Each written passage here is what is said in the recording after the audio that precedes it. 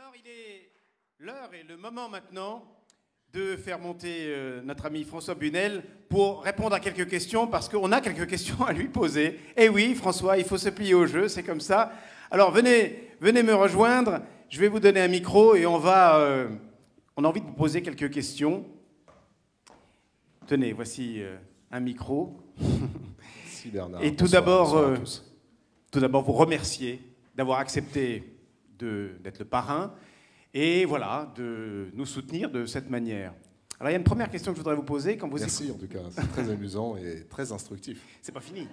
Ah bah, j'espère bien. La première question que je voulais vous poser, parce que vous êtes un homme de télé, hein, c'est vrai, de radio aussi, je sais, et puis de journaux, mais on vous connaît comme homme de télé. Est-ce qu'on peut lire des textes comme ça à la télé? Est-ce que vous pourriez proposer à France 5 ce répertoire de textes? On pourrait, si on décidait de faire une soirée placée sous le signe de l'érotisme, oui, on pourrait sans doute. Il y a moins de contraintes en réalité aujourd'hui qu'on ne le croit à la télé. Elle s'auto-censure beaucoup. Ouais. C'est pas le choix qu'on a fait pour le moment. Non. Vous le faites très bien vous-même, donc c'est pour ça qu'on s'est dit passer après les livreurs. Oui, non-sens total. Je pense pas que ce soit ça. Mais oui, je pense qu'on pourrait. On avait fait, il y a 2 ans, une grande librairie consacrée à l'érotisme, avec un certain nombre d'auteurs, notamment Jean-Jacques Pauvert, qui a été un des grands pourvoyeurs de textes depuis une 50aine d'années. Ça avait très bien marché en audience aussi. Je me demande pourquoi. C'est des universitaires qui parlaient de choses compliquées. Et alors, dans vos émissions, justement, dans la grande librairie, il y a une chose qui m'a frappé, qui me frappe en général dans toutes les émissions littéraires, qu'ils soient à la télévision ou à la radio. Autant pour la musique classique, musique pop, etc., on fait toujours écouter un extrait dans une émission. Et dans toutes les émissions littéraires, il n'y a pratiquement jamais d'extrait entendu. On ne sait donc pas ce que contient le livre. Donc par exemple, une soirée érotique, on a les gens qui parlent, mais on ne sait toujours pas ce que contient le livre. Comment ça se fait, ça? Non, ça c'est un choix. C'est très compliqué de vous répondre parce que j'ai l'habitude de poser des questions. Donc j'en ai 10 000 à vous poser pour savoir comment vous avez choisi vos textes, ce que vous faites là, d'où ça vient, les livreurs. Enfin, expliquez-moi. Moi j'ai essayé de répondre. C'était quoi la question? Ça c'est touchant parce que on a un ami braqueur de banque qui a le problème inverse. À qui on a toujours posé des questions et qui ne sait pas en poser. Vous voyez? Mais aujourd'hui, il va falloir vous plier au jeu. Et quand il rentre dans une banque, qu'est-ce qu'il fait? Il prend de l'argent.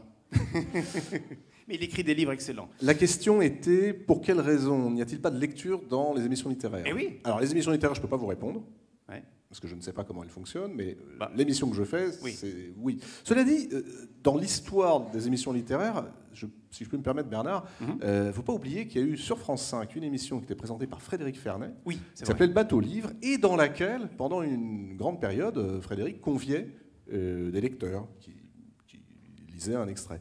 Non, mais ça, c'est un choix. C'est-à-dire qu'en fait, on a très peu de temps. Vous savez, une émission littéraire comme La Grande Librairie, en réalité, c'est une tentative de détournement. C'est-à-dire que je suis absolument convaincu qu'il faut utiliser la télévision pour ce qu'elle sait faire, à savoir abrutir les masses, et que... Non, mais c'est vrai. Il y va, là. C'est vrai. On peut l'applaudir, il ose, hein. C'est vrai. Oui, c'est vrai. Cela dit, c'est pas fatal. C'est pas un destin. Et c'est précisément ça qui est intéressant. C'est-à-dire que si on veut demain faire lire le plus grand nombre, les gens qui lisent déjà n'ont pas besoin de la grande librairie. Ils font leur choix tout seuls. Si ça les amuse, ils peuvent. Bienvenue, welcome. Mais c'est surtout pour les gens qui ont oublié que la lecture, et vous l'avez montré là depuis une petite heure, c'est d'abord du plaisir. Que ce sont des mots. Que chaque mot est une jouissance. Que c'est à chacun de s'approprier le langage, la langue d'un écrivain et d'y trouver ce qui peut l'intéresser à un moment de sa vie. Alors pour ça, ça devient intéressant de monter dans le Boeing et d'essayer de le détourner. C'est ça en fait le principe d'une émission littéraire. Le seul problème, c'est que vous avez des vols courts. C'est pas vraiment des longs courriers, c'est 1 heure. C'est déjà très compliqué d'avoir 1 heure à 20h35, croyez-moi, en 2013. Oui, mais bravo d'y réussir. On a 1 heure et en 1 heure, il faut faire des choix. Alors le choix a été plutôt de se porter vers, mais c'est tout à fait discutable et on peut le discuter, vers l'entretien, l'interview. Moi j'aime bien aussi qu'on puisse c'est de savoir ce qu'il y a dans la tête d'un écrivain, d'une romancière, pas seulement sous les jupes, si vous voyez ce que je veux dire. Oui, je vois très cher bien. Bernard, Cher François, je vois ce très soir. bien. Et du coup, non, il n'y a pas de lecture. Enfin, si vous avez, et je n'en doute pas, quelques accointances auprès des gens qui font les programmes, demandez-leur une demi-heure de plus et vous viendrez lire chaque semaine. Avec grand plaisir. On vous lira des textes comme on a lu ce soir, ça Oui. serait vraiment avec grand plaisir. Mais alors, je voulais en venir, puisque c'est paradoxal, parce que vous dites que nous constatons qu'il n'y a pas de lecture dans les émissions littéraires, et pourtant vous-même, venez, ce n'est pas encore diffusé, mais je le sais, puisque nous avons travaillé Vous ensemble. étiez là, donc. Vous étiez là, voilà.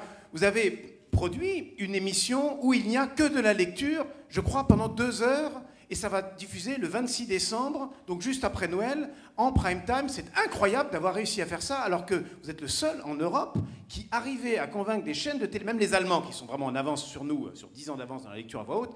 Vous êtes arrivé à convaincre la chaîne de diffuser ça un 26 décembre. Alors, comment vous avez fait, quoi? Il est très bon dans la promotion. Pas mal. Je me demandais quand ça viendrait. Quoi. Oui, toute chose en son temps. Ouais. Et puis il vient, il fait comme s'il savait pas, comme si on...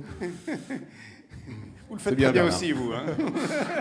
Alors, non, mais en fait, c'est pour se rattraper. C'est-à-dire qu'on se dit, voilà, on fait 40 émissions dans l'année, on n'est pas foutu de lire un texte, on pose des questions. Bon, on va se rattraper.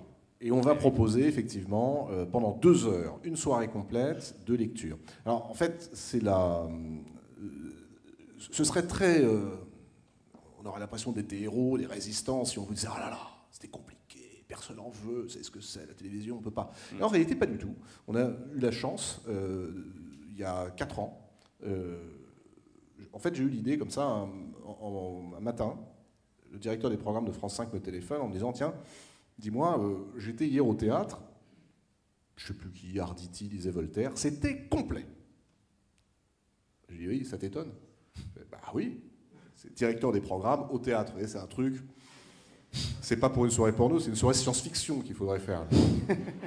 Et il me dit, j'ai même été dans une librairie. Je dis, non. Si. Mais une librairie, quoi, avec des gens. Mais il y en avait plein. Oui, d'accord. Là, je me dis, ok, on part de loin. Mais c'est vrai, hein, tout ce que je vous dis est authentique. Oui, je crois. Et il me dit, mais tu sais, finalement, on nous dit qu'il n'y a personne au théâtre et personne en librairie. Mais c'est pas vrai. Hein. Comme c'est faux, on va le montrer. Qu'est-ce qu'on pourrait bien faire? Je lui dis, je te rappelle demain. Parce que là, déjà, il faut que j'encaisse le coup. Je le rappelle le lendemain et je lui dis, écoute, j'ai une idée. C'est un peu bizarre. Et si tu nous donnais 2 heures, mais j'ai plutôt à 20h30, 2 heures du matin, c'est moins intéressant. Tu nous donnes 2 heures et on demande à une dizaine, une quinzaine de comédiens de venir lire des textes, des trucs qui se trouvent en librairie par des gens qui se trouvent sur les planches, quoi. Ah, c'est bien ça. Et en fait, en 2 jours, c'était réglé et on a fait la première grande librairie au théâtre du Rond-Point avec l'ami Jean-Michel Ribes, qui nous avait très généreusement donné le théâtre un soir. La chaîne m'avait dit, bon, en fait, on le fait, mais entre-temps, on s'est rendu compte que, bon, oui, mais bon, on le fait. Je te préviens, on va prendre un bouillon en audience. Oui. Je te rappelle que tu as une clause et que si à la fin de l'année, il n'y a pas assez de monde devant la télé, Ça, à la télé. tu iras faire le saltimbanque ailleurs. Chez nous, par exemple. Voilà. Et c'est très long ce que je vous raconte, mais bon, Non, mais... c'est pour meubler. Non, mais c'est vrai. Je vous ai lancé. Voilà. Et en fait, c'est vrai que dès la première année, on s'est rendu compte que les téléspectateurs ou les télélecteurs étaient là.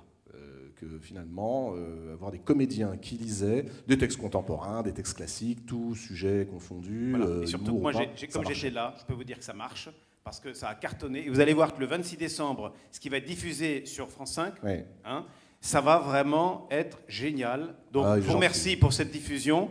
On va voir, on se réjouit déjà. On a travaillé avec les livreurs, on a quand même travaillé avec vous pour choisir les meilleurs textes. C'est vrai. Parce que c'était ça l'idée. Et donc, il y a une quinzaine, là, cette fois-ci, de comédiens et d'humoristes. C'est important. Et c'était aussi, parce que ça aussi c'est important, et si je peux le souligner d'une phrase très courte, l'idée était, puisque ça fonctionne de mieux en mieux, qu'il y a de plus en plus de gens qui regardent, nous avons fait cette année pour la première fois de la billetterie dans une salle de 1700 places, et on a intégralement, voilà, au Folies Bergères, et on a intégralement reversé. On n'a pas payé les comédiens, personne ne s'est payé, et on a reversé intégralement à peu près 10 000 euros à une association qui s'appelle Lecture Jeunesse et qui travaille contre ce fléau qui est l'illettrisme, notamment dans les banlieues et sur les jeunes. Ça, c'est une cause qui nous tient beaucoup à cœur. On peut l'applaudir. Et je vous propose de retrouver François Bunel pendant Le bal qui va reprendre. Vous allez pouvoir danser tranquillement.